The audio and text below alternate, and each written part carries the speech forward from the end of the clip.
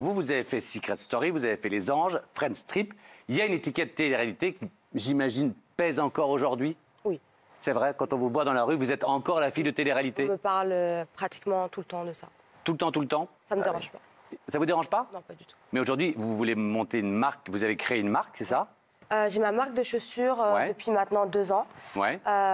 Donc, je le précise, marque de chaussures, on dessine les modèles, on fait produire. Et, Un peu plus fort, mon chou. Ouais. on m'entend pas? Non, pas bien. Ok. Je disais qu'on dessine les modèles, on les fait produire. Ouais.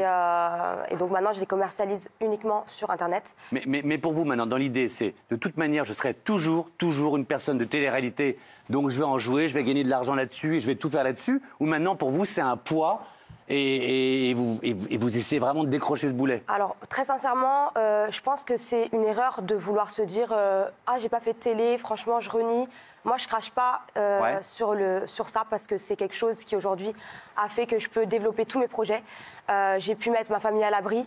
Pour moi, la télé-réalité, c'est pas une honte. Je l'ai faite, j'ai été très bien, j'ai été moi. Donc personnellement, qu'aujourd'hui on me dise oui, tu étais dans Secret Story, ça me dérange pas. Mais vous vous rendez compte que pour les gens, pardon, moi je dis tout ce que j'entends. Hein. J'entends des choses, j'entends vous avez la double étiquette aujourd'hui. C'est la fille qui a fait la télé-réalité un peu bimbo et qui en plus est mariée, enfin est avec un joueur de foot de Manchester United. Donc là on est vraiment dans toute l'image de la bimbo avec un mec de foot. Là on est vraiment dans tout ce qu'il y a de cliché. Ça c'est dur à porter? Pas du tout. Pas du tout? Pas du tout. Non. Aujourd'hui, je suis avec un footballeur, oui, pas de souci. Mais cette étiquette, elle n'est pas dure à porter pour moi parce que je l'assume entièrement et j'ai vraiment aucun problème avec ça. On me dit, est-ce qu'il paraît que vous êtes mariés? Ouais. Le 4 de ring? Ça s'est pas su, ça? Non.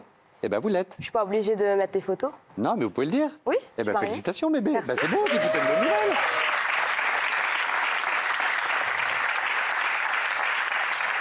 Il est magnifique et vous êtes magnifique. Guillaume, une question peut-être, et vous pourrez tous se poser des questions sur effectivement, est-ce qu'on peut se dégager de l'image de télé-réalité ou pas?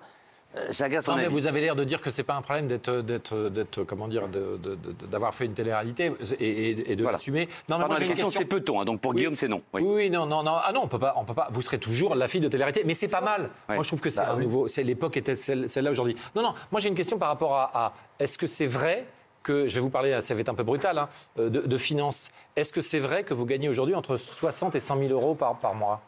Oui. D'accord. Donc ça, c'est grâce à la télé-réalité? C'est grâce à la télé-réalité. Mais elle est formidable, cette fille, elle dit la vérité. Moi, j'adore les gens qui disent la vérité, qui disent les choses. Et encore une fois, c'est pas de l'argent volé. Si on vous le donne, c'est que vous rapportez au moins cet argent-là. C'est quand même incroyable. Magali. Non, donc Magali, pour vous, effectivement, on peut se dégager d'une image de télé-réalité. Moi, à part Karine Receveur, j'en connais aucune, que j'embrasse et qu'on recevra bientôt. Alors, on peut s'en dégager, moi je pense, à partir du moment où justement on l'assume et on ne cherche pas à le cacher. Oui. C'est-à-dire que quand on cherche à le cacher, ça pose un frein. Je prends l'exemple, par exemple, et c'est vraiment pas méchant ce que je vais dire, mais de Capucine, qui est ma cousine et que j'adore. Mais c'est vrai que quand on veut absolument pas se mettre à côté et dire voilà, je fais pas de la télé, j'en ai pas fait, je veux bloquer, etc. Je pense que ça peut être plus un poids que justement quelqu'un qui l'assume, qui va en faire quelque chose de positif, qui va le développer, qui grandit.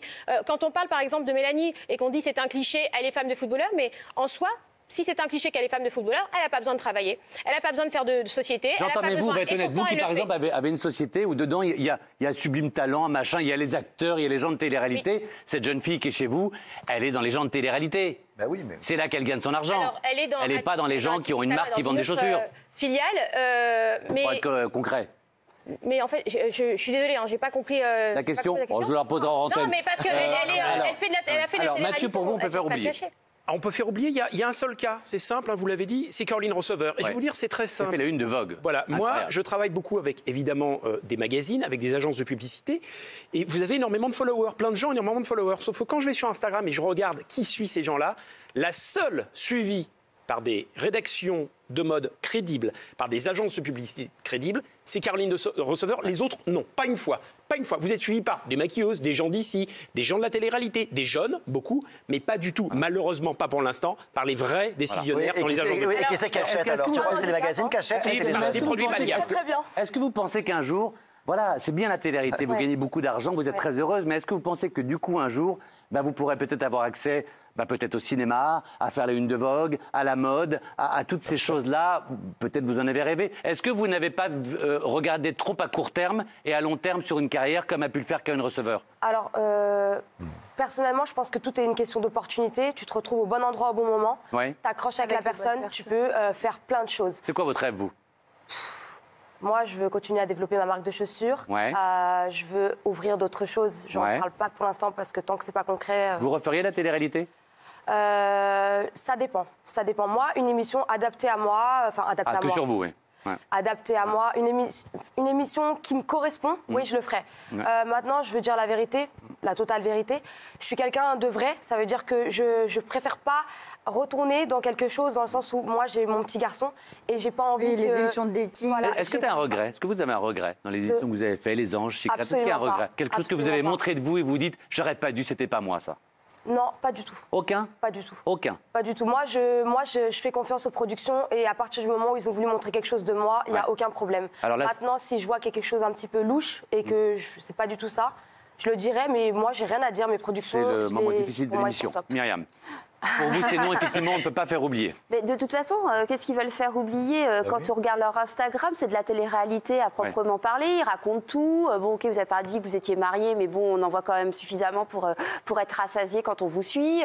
Enfin, pour moi, voilà, ils restent, même quand ils sont sur Instagram et qu'ils ont des grands projets de développement de marque, etc., ça reste quand même des candidats de télé-réalité. Et c'est aussi pour ça que ça marche, parce que les gens veulent les suivre. Et c'est pour ça, moi, je dis, arrêtez de suivre ces gens-là si vous voulez pas, si vous êtes effaré de voir que quelqu'un comme ça gagne entre 60 et 100 000 euros pour faire quoi? Une peau photo avec une chaussure. Il faut arrêter de les suivre, c'est tout. Voilà, parce que sur Instagram, ils continuent de faire de la télé-réalité. C'est pas un Alors, c'est pas un bon. Est-ce que vous pouvez dire un mot? Juste Sébastien. Oui, non, mais je trouve que Mélanie, c'est beaucoup plus sain sa démarche que, par exemple, quelqu'un comme une Jennifer qui pète un plomb dès qu'on lui parle de la Starac. Il faut assumer. Exactement. Il faut assumer. Elle assume à fond, elle y va, elle continue. Je vois pas où est le problème et pourquoi elle voudrait faire absolument. Non, le problème, il est peut-être l'avenir. C'est qu'à un moment donné, on va tous vieillir et tout ça. Très compliqué de faire oublier. Il y a un moment, je pense que pour le moment, les gens achètent vos chaussures avec tout le respect que j'ai pour vous, parce qu'ils vous aiment et qu'ils sont fans, peut-être plus que pour la chaussure. Pas du tout. Et il y a un moment donné, vous allez un petit peu faner, et est-ce que la chaussure sera...